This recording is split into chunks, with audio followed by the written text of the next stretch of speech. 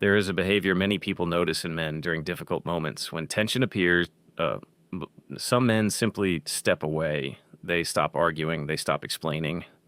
Sometimes they become quiet, other times they leave the conversation entirely. From the outside, this behavior can feel confusing or even frustrating because it can appear as though the man is avoiding responsibility. But the psychology behind this behavior is often more complicated. For many men, avoiding conflict is not about indifference, it is about protection of the relationship, protection of emotional control, and sometimes protection of themselves.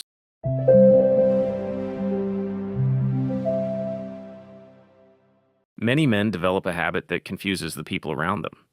When arguments begin to escalate, they withdraw, they stop responding, they become quiet, or they leave the conversation entirely. To others, this can feel like avoidance, but inside the mind of many men, something different is happening. They are trying to stop the situation from getting worse. Many men believe that once emotions become intense, words can cause permanent damage, so they reduce the number of words. They step away from the conflict. Conflict avoidance is often an attempt to prevent escalation. Early lessons about conflict. Many boys grow up observing how conflict unfolds in their environments. Arguments between adults, raised voices, anger.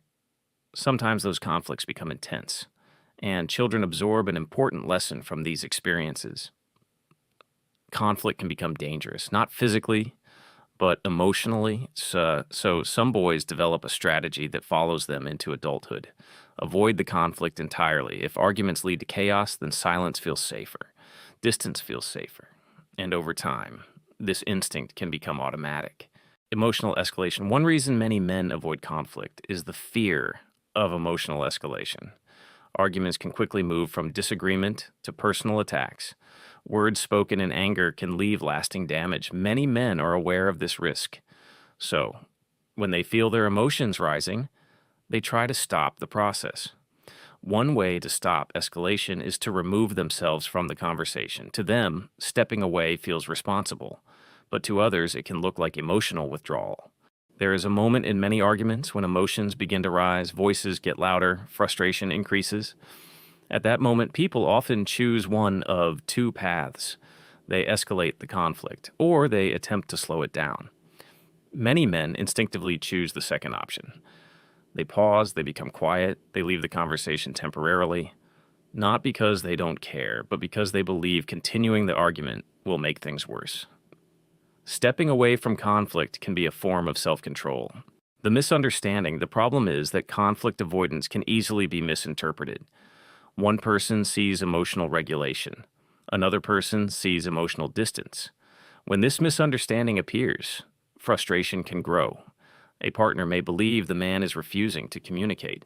The man may believe he is preventing unnecessary harm. Both interpretations feel reasonable, but they produce very different emotional reactions. A small story. Consider someone we'll call Alex.